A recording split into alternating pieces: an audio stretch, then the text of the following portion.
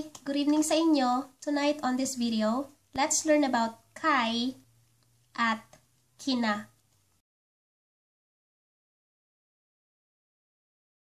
Kai, just like si and ni, is also placed before a name. Examples ay kay dad, kay mom, kay ate, kay kuya, kay tito, kay Mayor Perez, kay Governor Gonzales.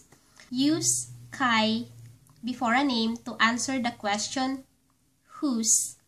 Examples ay, if someone asks you, whose pencil is this? Kay Ana. Whose laptop is this? Kay Mara. Whose car is that? Kay Jake. Whose house is that? Kay Jane. Whose cell phone is this? Kay Angel. And another use of kay ay for giving commands.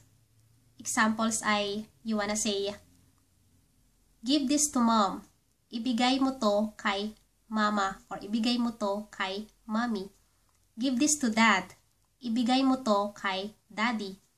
Ibigay mo to kay ate, or ibigay mo to kay kuya. Ask mom. Itanong mo kay mom. Ask dad. Itanong mo kay daddy. Or ask Mrs. Gonzales. Itanong mo kay Mrs. Gonzales.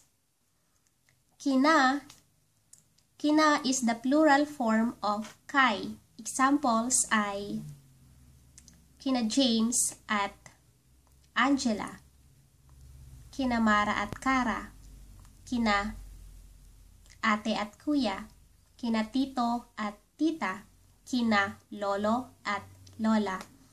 And also, just like Nina, which is the plural form of ni, kina can also be used alone with a single name. For example ay kina ate. So, it is understandable that whatever item is owned by ate is shared by someone else. So, you could just say kina ate, kina mommy, kina lolo. Whose bags are these?